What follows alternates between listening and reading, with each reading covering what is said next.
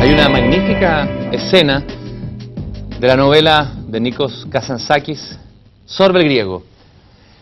Sorba es un campesino del mundo rural, un analfabeto, que no ha leído nunca libros, y que se encuentra con el intelectual, el hombre que ha leído todos los libros, Nikos Kazantzakis, y le pregunta ansioso a Nikos Kazantzakis: dígame, patrón, ¿qué significado tienen todas las cosas? ¿Existe un Dios? Y sobre todo, ¿por qué morimos? Entonces el intelectual Nikos Kazantzakis le contesta: no lo sé, Sorba. Entonces Sorba lo mira y le dice: entonces, ¿para qué sirven todos los libros que usted ha leído?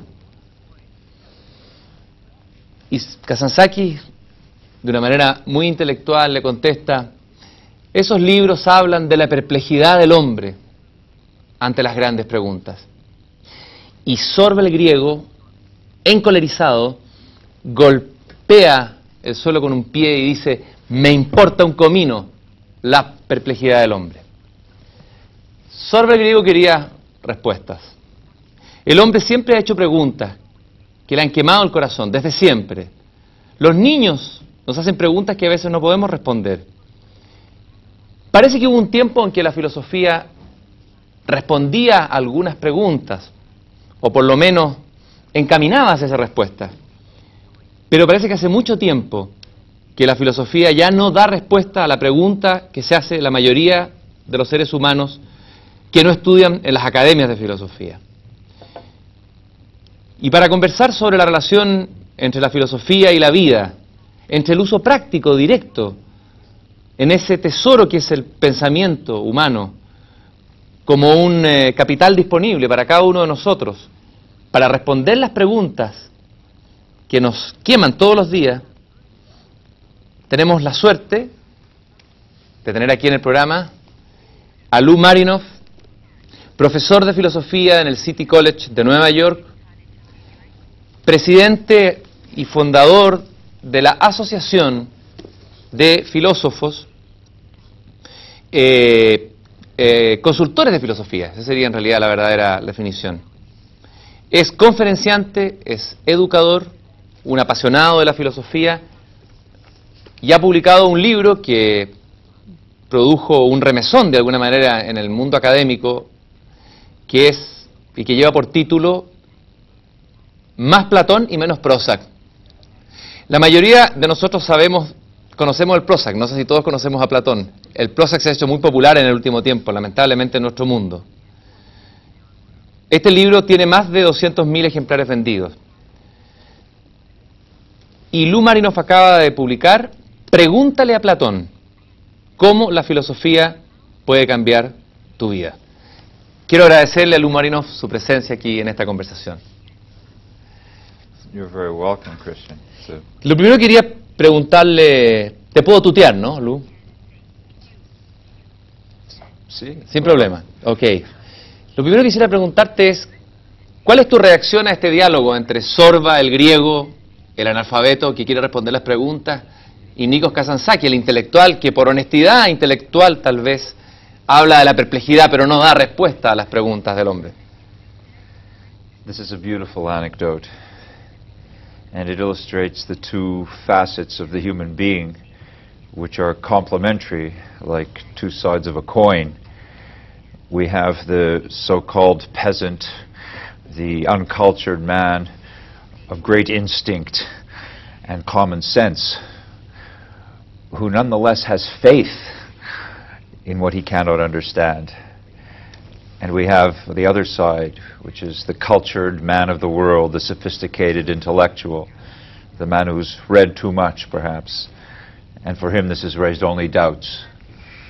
So when Nietzsche says that man is on a rope, or is a rope stretched across an abyss between beast and God, this is where we find ourselves, between Zorba and Kazantzakis.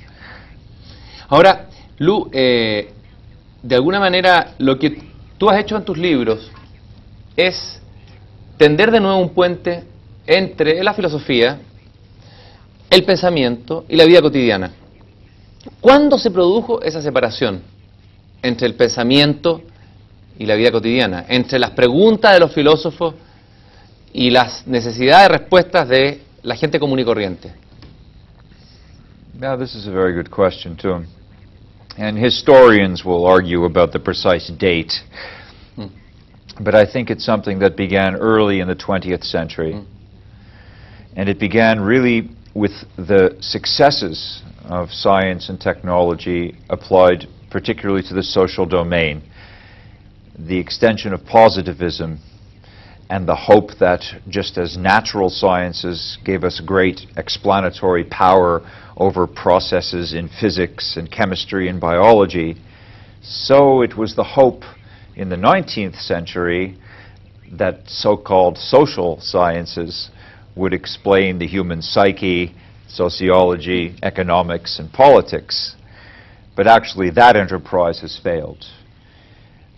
But while it looked like it might succeed, philosophers used their tremendous intelligence to make themselves irrelevant and inaccessible to ordinary people. Sin embargo, la filosofía nació en la calle, nació en el ágora de alguna manera, nació en la polis, nació en la ciudad. Y las figuras primeras de los primeros filósofos, yo me los imagino a esos filósofos caminando, circulando con otros, dialogando con otros.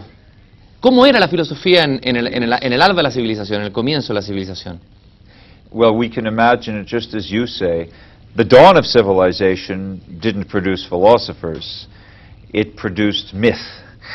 When we sat around campfires at night and invented stories to explain the origins of things, this is the period of mythos.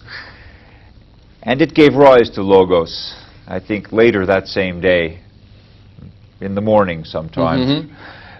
Not in the dawn, but in the morning, on the coffee break. Philosophy appeared in the ancient city-state of Athens, as you said, in the agora, which also means the marketplace. Not just the public square, but a place for transaction.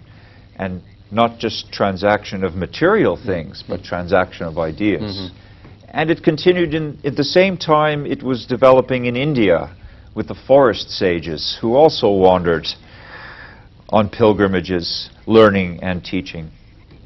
And in ancient China too, we had Confucius attempting to convince the warlords of his day that government by virtue was superior to government by coercion. He was obviously ahead of his time. And his contemporary Lao Tzu apparently applied the Tao to his practice of civil service in his province. So you see these roots go back to our very earliest times of what we today call civilization.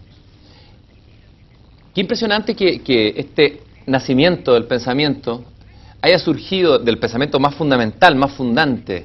Pienso en Sócrates, Lao Tse, Confucio, Buda, se haya producido prácticamente en un tiempo contemporáneo, en una sincronía temporal. ¿Qué reflexión le merece eso a usted? Yours. I have the same thought, that if Jung could come back, Carl Jung, he would say this absolutely was synchronous and therefore also purposive too, not an accident, not a coincidence. It happened perhaps for very important reasons.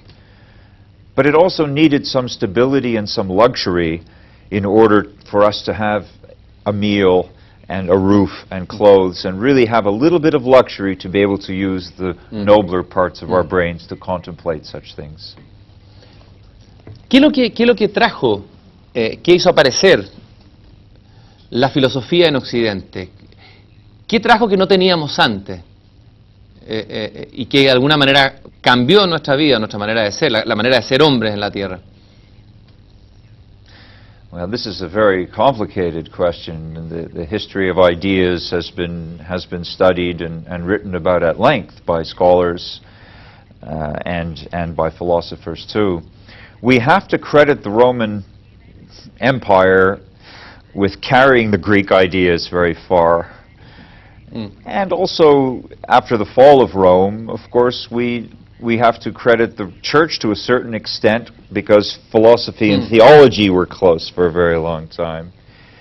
And we also have to credit the ancient Islamic world for preserving many of the important ideas from Greek and from Roman civilization in Arabic during the Dark Ages. Chinese civilization also was at least 5,000 years old, and they have carefully preserved their writings too. So there's been a lot of effort involved, a lot of movement, a lot of evolution, but also conservation of the important texts and their elaboration by subsequent generations. El título de este libro suyo, el que produjo más impacto, yo me acuerdo haberlo visto una vez en la librería pasada y me saltó Más Platón y Menos Prozac. Es un título provocativo. De alguna manera coloca de un lado la figura del pensador fundamental de Occidente, que tiene que ver con las ideas, con el espíritu, etc. Y de otro lado esa pastillita creada por nuestro mundo tecnológico que pretende solucionar una enfermedad, la depresión. Me gustaría que me explicara qué hay detrás de esta confrontación o de este duelo entre estos dos titanes, Platón y Prozac. This is a very old kind of dualism. You can think of it as having its roots in Descartes, if you like, the dichotomy between the mind and the body. And these are interacting domains, I believe. No one can really explain how they interact, but it's very clear that if the body is not healthy or is in an ill state, then the mind is affected and we're less than functional. But also, we have the power to affect our bodies for better or worse by the contents of our minds too. In general, I have seen in the last half of the 20th century a great development of science and technology in the West, which has on the one hand increased life expectancy and made all kinds of alternatives available to people, but on the other hand has tended to make people over-dependent on external things for their own well-being. And in America in particular, and owing to globalization in general, there has been a spread of this idea that the solutions to all our problems lie outside ourselves. And beyond that, the pharmaceutical industry, to be very candid with you, has colonized and lobbied the psychiatrists and the clinical psychologists to turn them into diagnosticians. Every possible human complaint or discontent is now potentially a disease that is diagnosed, and of course where there's a diagnosis, there's a drug.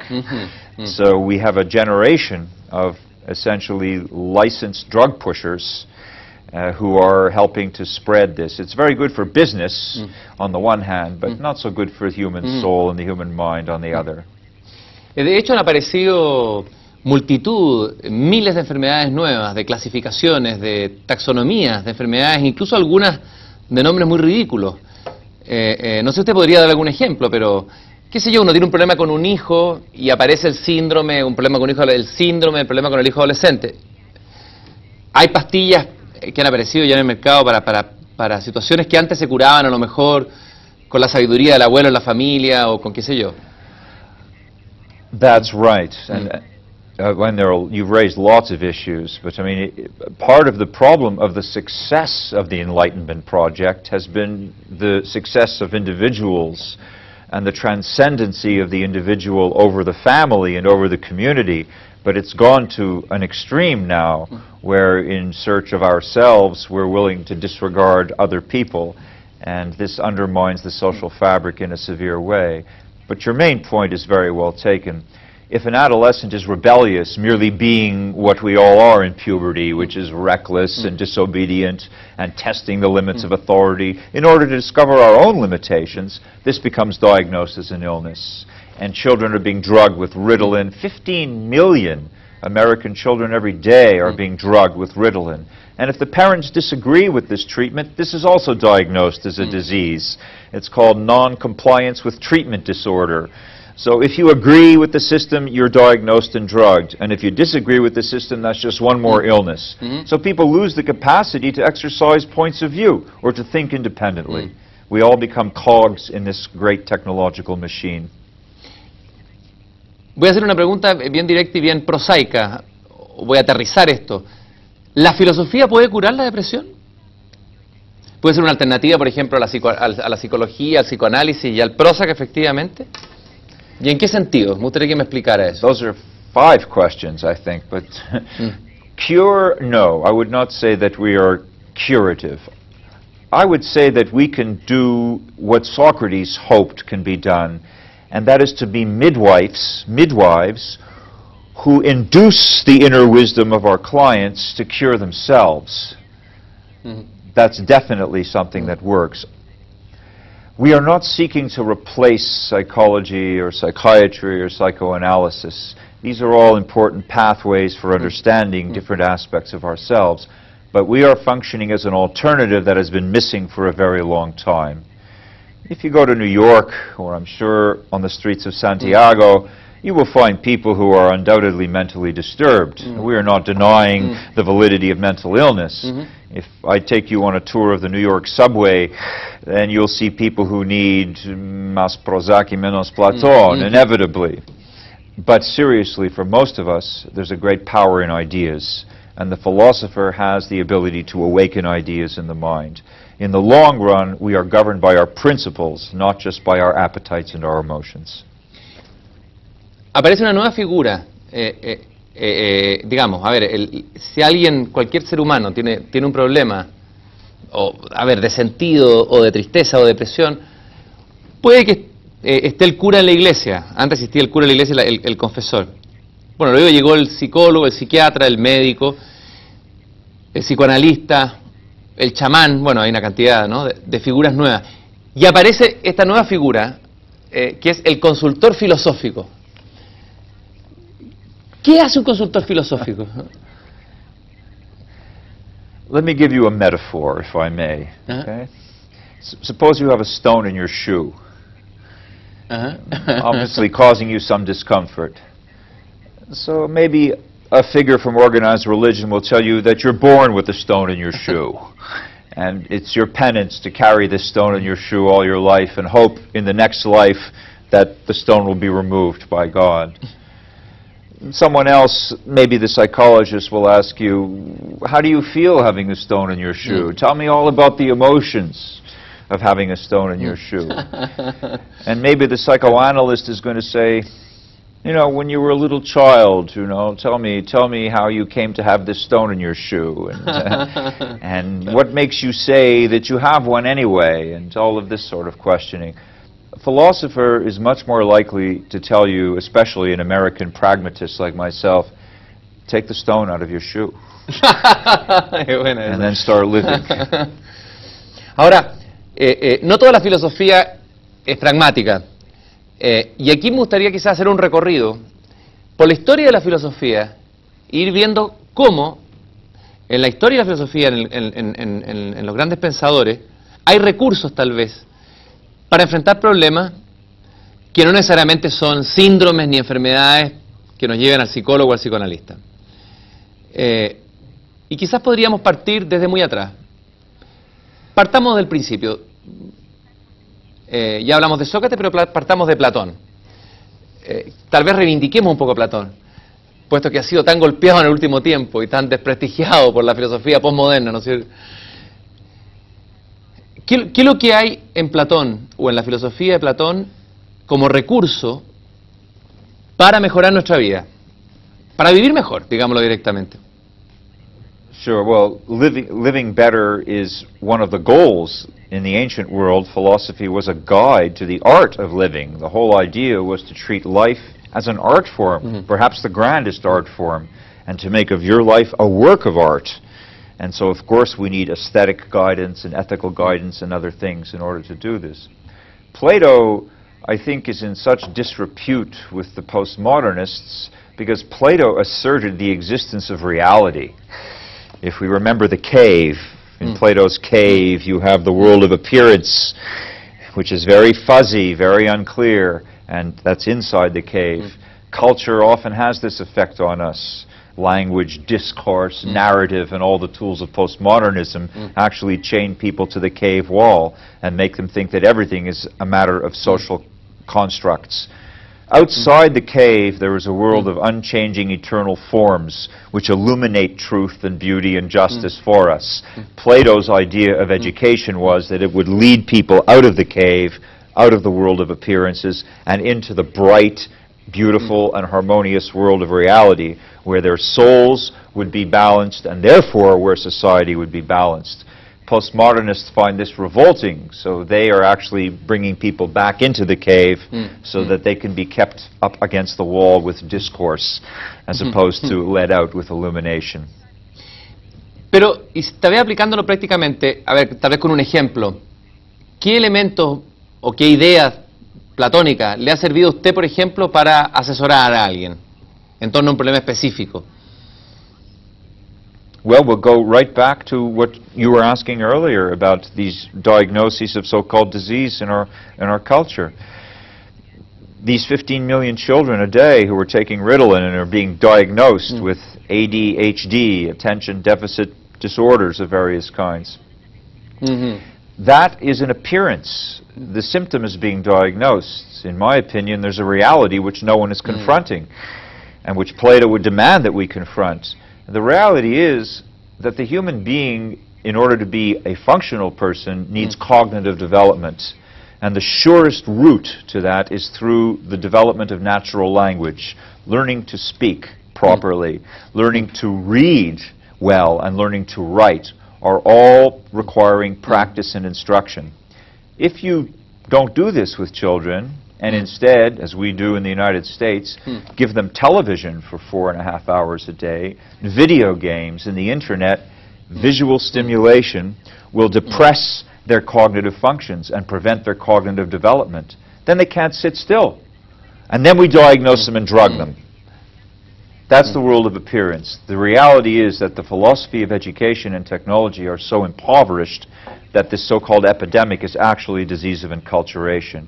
And any Platonist would understand that we're moving further away from the ideal rather than closer to it. En uno de los libros usted habla de la palabra terapia. Y uno podría hablar de terapia filosófica. Ahora, me gustaría tal vez volver al origen de la palabra terapia. Quizás eso ayuda a entender mejor qué es lo que es terapia filosófica. ¿De dónde viene el concepto terapia o terapéutico? Yes, etimológicamente. Yes, indeed. Yes, etymologically, of course, it's Greek, therapein. It means to attend to something. It's very generic. Doesn't say what. So a therapist in the ancient world was just an attendant of some kind. So in other words, someone who parks your car, you know, valet parking really is a car therapist, if you think of the Greek. Right? And the idea of therapy is understood by most people. They realize it should be something that's beneficial in a general way. So for example, petroleum jelly or Vaseline was sold as lip therapy. Good for the lips. Yeah. There's a magazine I read on an airplane recently called Retail Therapy. So the idea is that shopping can make you feel good. The other half of it is the psyche, psychotherapy. Well, psyche is also a Greek word which means many things. There's no precise translation in English, no unique one. It can mean the mind. It can mean the soul. Not the divine soul, but the Greek soul. It can mean the breath, more fundamentally than that, just the process of respiration.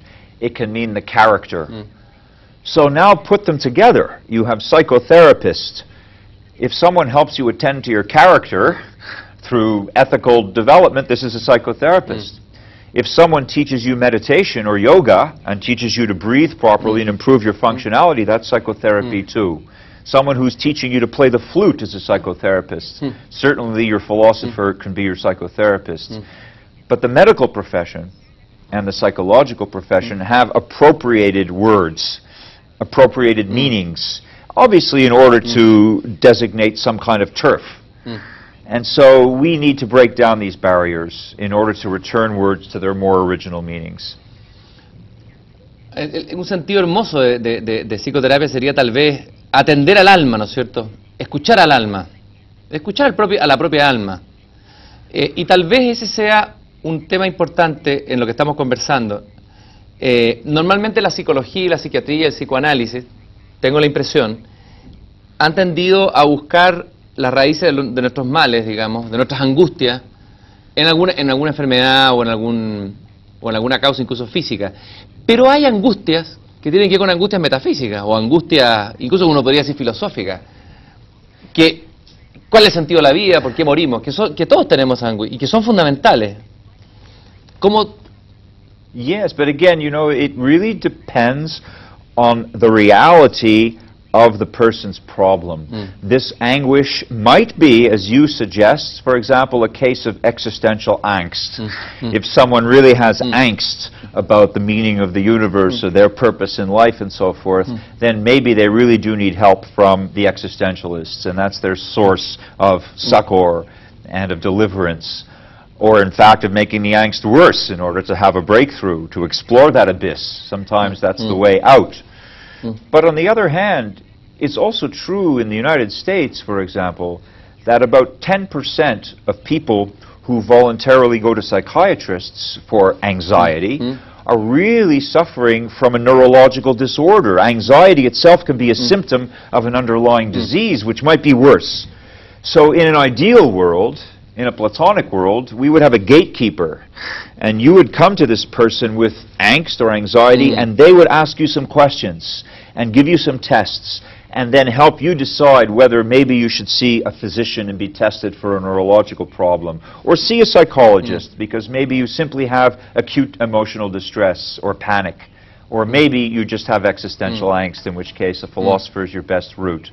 The best care is always appropriate care. But appropriate care really depends on each individual case. Antiguamente, en algunas culturas antiguas, entre comillas primitivas, no primitivas, sino que arcaicas, se pensaba que las enfermedades tenían un origen espiritual. Y quizás no estaban tan equivocados. ¿No es tal vez el fondo de todas las enfermedades el vacío existencial, el vacío de significado, la pérdida de sentido de la vida? No puede ser quizás la base de la mayoría de las enfermedades y de los males, incluso. There's no question about this in my mind. You're absolutely right. I mean, I've been trained in scientific and analytic methods and so forth, but I think that the true philosopher, and that means everybody inside, should have an open mind, as well as exercising doubt for critical purposes. We need to be open and receptive, or else we blind ourselves to other aspects of reality.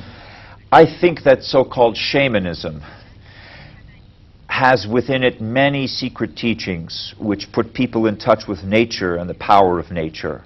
I think that the cosmos contains many more mysteries than we will discover under the electron microscope or simply with mathematical expressions, however beautiful they are, or in deep space with NASA probes. I think that most of the secrets lie within. And so I'm very sympathetic to the idea of studying the wisdom traditions of so-called primitive or non-technological societies. I'm absolutely sure that they contain valuable insights for us. Estábamos viendo cómo conectar quizás ciertas fuentes filosóficas con problemas humanos reales. Por ejemplo, Nietzsche, que es un filósofo fundamental en la historia del pensamiento occidental, es como el Platón del siglo XIX, ¿no? ¿Para qué te ha servido a ti, Nietzsche, en tu trabajo consultor filosófico? I'll give you a brief example. Nietzsche, I'm very careful with him because he's very strong medicine. Like any strong liqueur, we don't want to drink too much. Huh? Tiene que ser homeopático. Yes, you have to dilute it many times before you. Yes, exactly. It's that kind of remedy. So Nietzsche, because you know, in fairness, Nietzsche was brilliant on the one hand, but also quite deranged toward the end of his life because of syphilis, I presume. He's also credited, you know, with being the father of postmodernism. I think less, in a less credible context, the Nazis abused his ideology. He was not an apologist for that kind of thing. I know his sisters sold his letters to them, you know, probably just for money. But, you know, Nietzsche has obviously been taken up by many different kinds of causes, so he's very diverse. I use Nietzsche in the following way. There was an upper middle class woman who wanted her children to have a work ethic, but could not convince them to do any kinds of chores around the house. After all, they were well off, and they had servants to help with these things, and these children were teenagers, and they knew that all their friends had servants also, so no one in their peer group was doing any work, really, so they said, why should I do it? So she had to find a more clever way to convince them to do it. I suggested to her from Zarathustra, and of course Nietzsche says, whatever doesn't kill me makes me stronger. So there's a sense now of taking poison in a heroic way, you know, to develop immunity and strength. So since they considered that any kind of menial work was really poisonous, this could become Nietzschean for them, and it worked. She told them that if they did this and it didn't kill them, it would also make them stronger, and they took the challenge. And this is how she convinced them to do some work around the house, by using Nietzsche. Very unlikely remedy, but true. Le voy a hacer una pregunta ahora no de un caso individual, sino una mirada más colectiva. Vamos a hacer un poco de ficción, de un juego. Imaginemos que usted es consultor filosófico de este mundo contemporáneo. Tiene que, como los antiguos filósofos tal vez, asesorar a los gobernantes. Estamos en una crisis, los políticos se vuelven súbitamente humildes, llaman a un filósofo para pedirle un consejo. ¿Cuál es el diagnóstico filosófico que usted haría de este mundo contemporáneo? Esa es la primera pregunta. ¿Estamos enfermos de algo, filosóficamente hablando? ¿Y cuáles podrían ser las fuentes o pensamientos filosóficos que podrían ayudarnos a mejorar nuestro mundo de hoy, nuestros problemas hoy día, los problemas más urgentes? Son tres preguntas. Tres en una. Combo. What would I say to the rulers if they were this humble? This is truly a fiction. It's a dream. It's a dream. You know, I shouldn't tell this to your television audience, but I'd probably tell them to find a way to get us off this planet, because I'm not so sure, as a realist, that we're going to solve our problems. I would like to be optimistic in truth. And in that sense, you're right to ask. A lot depends on political will, actually. And the lives of very many people can be affected, for better or worse, by decisions taken by individuals. This has always been true. But now, with science and technology and the power of nation states behind rulers as never before, they are able to do either greater good or greater harm with the same weight of decisions. So political decisions and economic ones become even more important. A dishonest merchant in the ancient world would probably just put himself out of business by being dishonest with a few people and having a bad reputation. But a dishonest banker today can ruin the lives of very many people by tampering with public trust.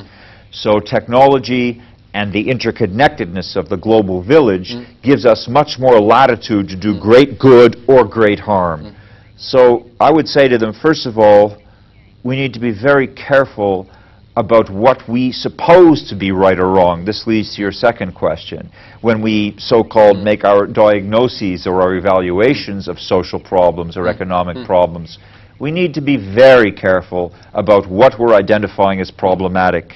You know, the way that you ask a question also informs the kind of answer that you get.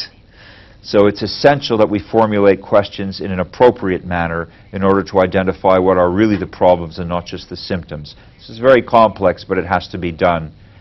And like Plato, and I risk saying this on an important medium like television, but like Plato, one can also appreciate the importance of controlling, to a certain extent, what happens with media.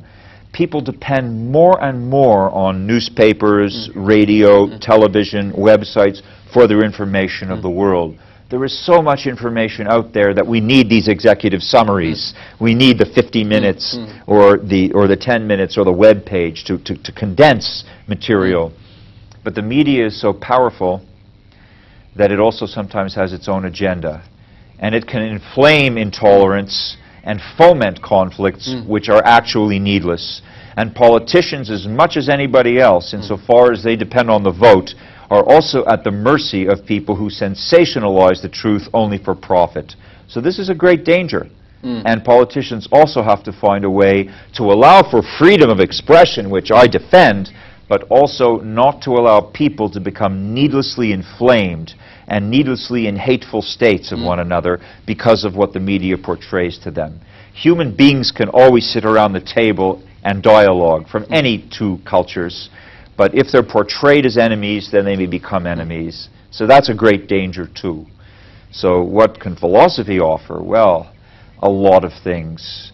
If we go back to the ABCs, literally Aristotle, Buddha, and Confucius, we can weave together a new paradigm for the 21st century, which is inclusive enough to embrace the Western and the subcontinental and the Asian traditions, and also different enough to be able to address different problems in different regions. But I think we need to use philosophy as a foundation to build a new paradigm for the 21st century that will allow the world to feel more unified, more included, and less conflicted.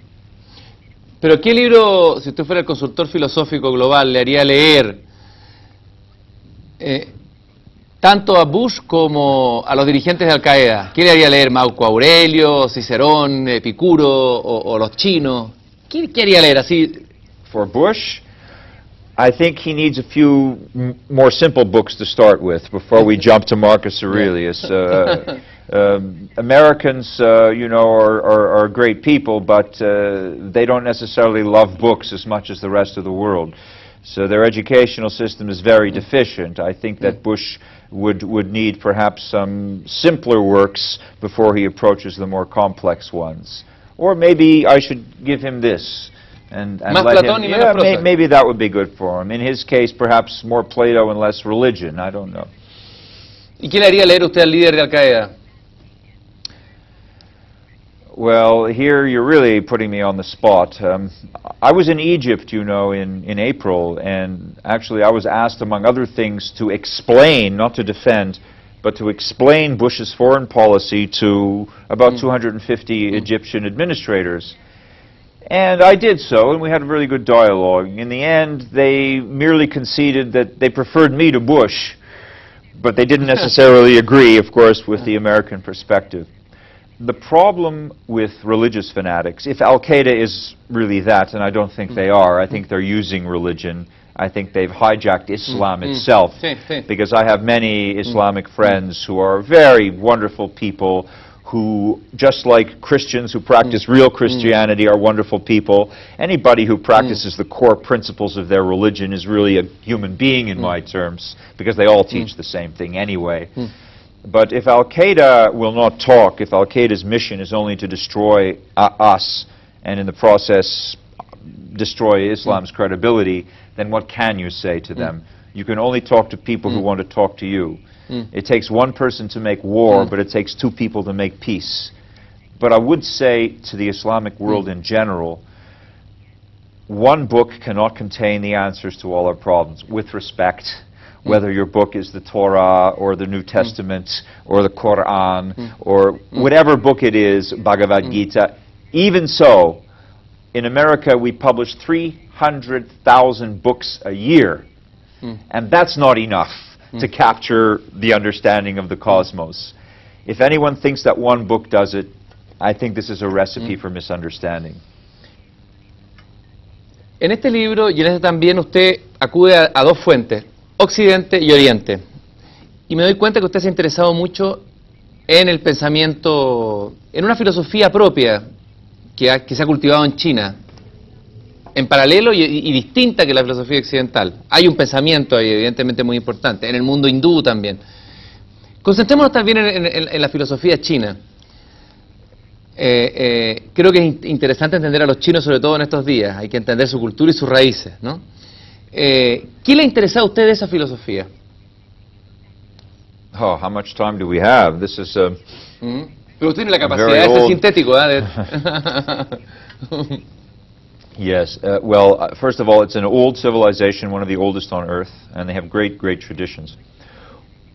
In general, I would say this to you, Christian, that the Chinese philosophy is in one way more intuitive and less rational than the West. Okay? So it appeals to intuitive people more than to the rational side. On the other hand, it's also very practical, surprisingly. Abstruse and almost incomprehensible on the one hand, and yet enormously practical on the other hand. So this itself is worthy of further study and application. And of course, they developed yoga just as the Indians did, and they developed many kinds of practices, which then, as Buddhism particularly came through China, it was transformed and went to Japan and underwent more transformation. Now it's coming to the West and is being transformed again in our culture. So this is a movement of ideas, continues to migrate. In general, though, here's what I find. If you look at Western rationalism, we came a long way and developed very powerful tools, sophisticated sciences, mathematical and logical formulations, engineering, technology, all of that. But there are deep paradoxes in the rationalist tradition. Very deep. In fact, philosophers and logicians and mathematicians cannot resolve the deepest of our paradoxes. We can only prove that we will encounter them. That's Gödel. We are guaranteed to encounter paradox. And this really is surprising. At the end of 2,000 years of very rigorous inquiry, we end up with paradox. The Chinese turn it around, and they say, we start with paradox, we assume it.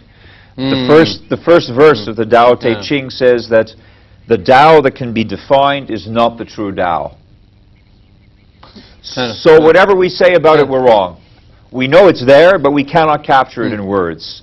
So this is both deeply intuitive and also very paradox. And from paradox, as we depart from it, we can do very practical Y eso a los things. occidentales nos cuesta terriblemente entenderlo.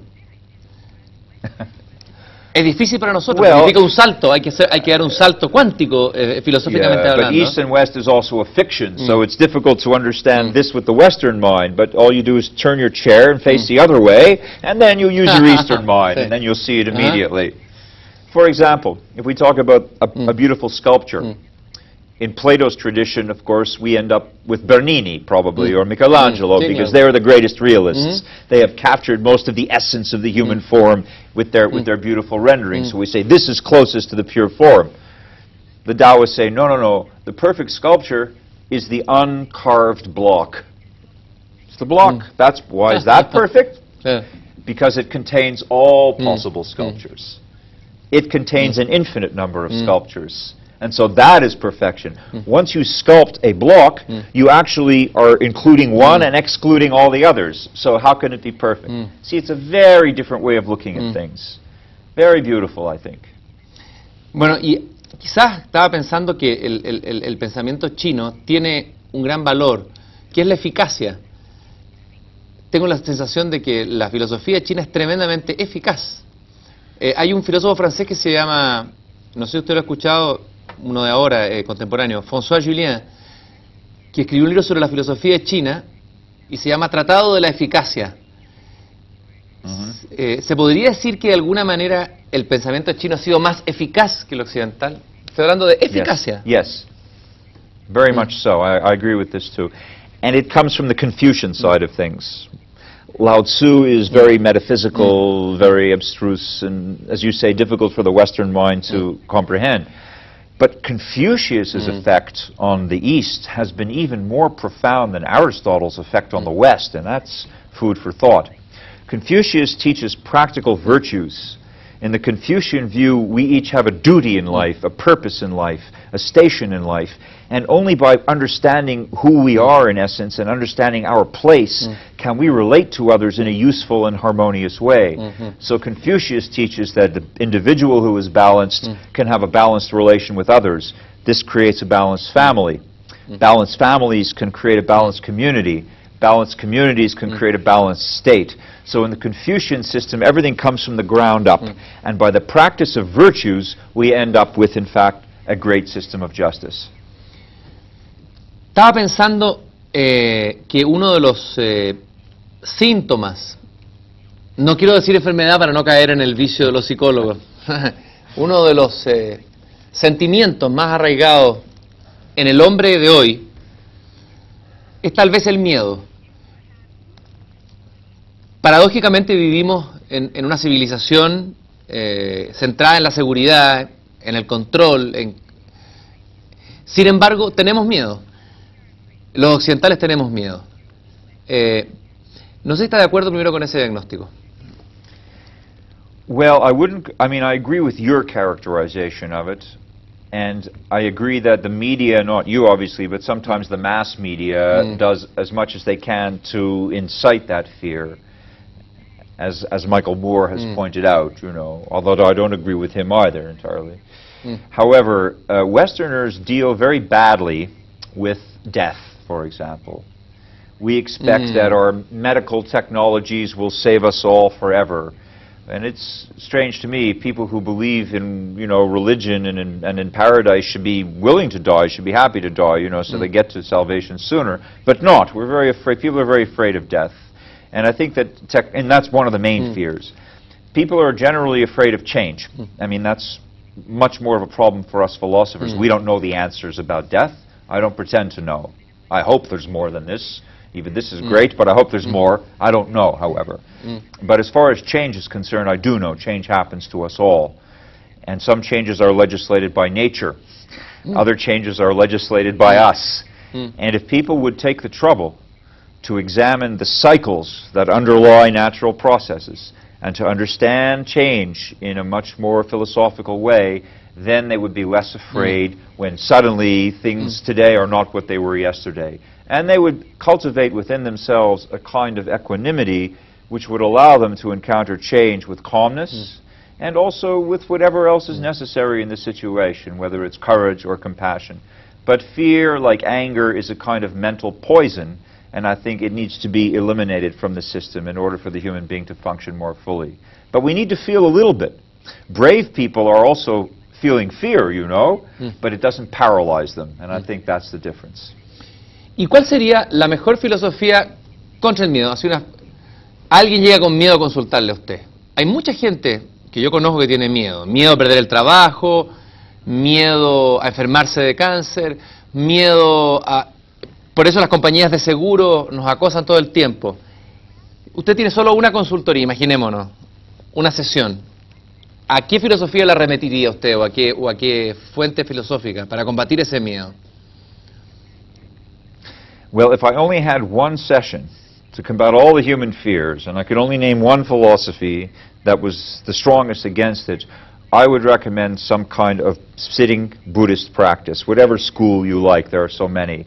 But I think that by sitting and stilling our minds, we can watch the emotions come and go. We can see them as ephemeral, as transitory, whether they're positive or negative emotions, by the way, and then we can remain in a state which allows us to act from very deep levels, not from panic, not from hope, not from fear, not from all the things that normally tempt us. So I would recommend that people learn to sit and be still and understand that sometimes these thoughts that arise and these concerns that arise are just illusions. They're games we play with our own minds. It's the ego's way of really preventing us from being as great as we can be.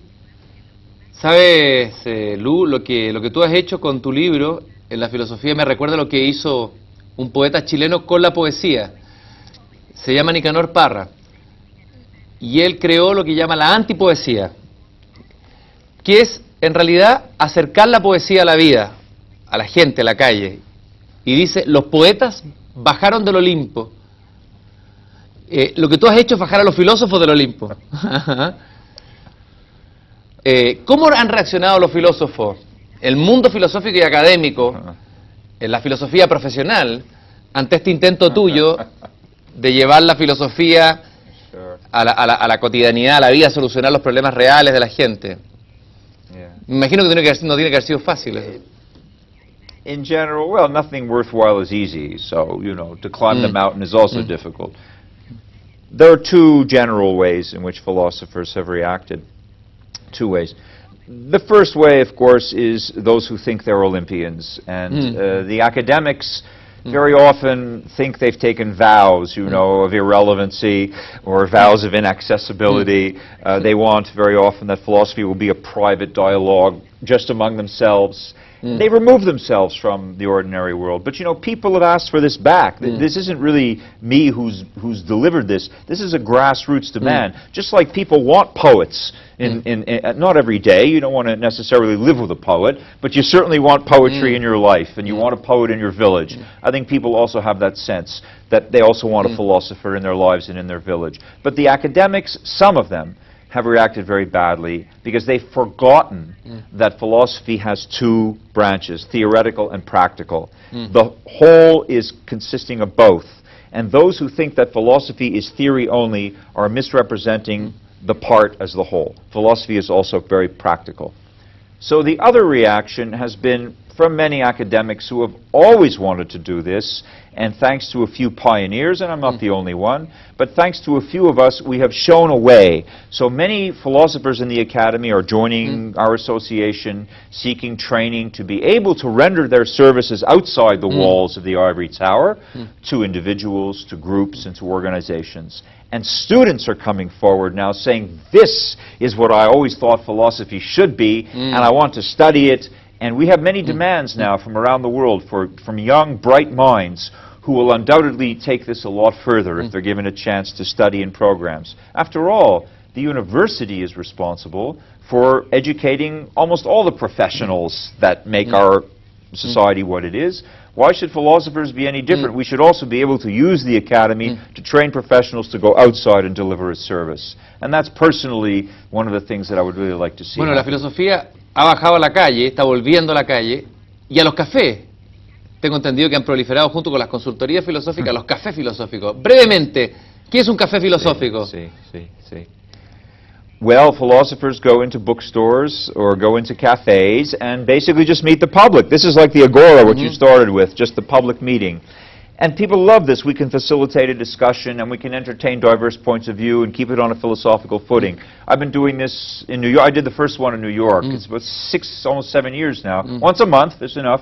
2 hours in the evening, I go into a big bookstore. All kinds of people come in. We discuss things that are not allowed to be discussed in the universities anymore because of political correctness. And we discuss things that even many of the mainstream media won't discuss for the same reasons. And people are delighted to have a forum to be able to express themselves freely without being afraid of censor. This is a great service. Maravilloso. Wonderful service. It started in France with Marc Sauté, who's now dead.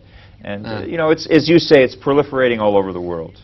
Y para terminar, a propósito de café y de té, traje una taza y me gustaría que contaras una historia muy bella que tú cuentas, que tal vez resume lo que la filosofía puede entregarnos a cada uno de nosotros.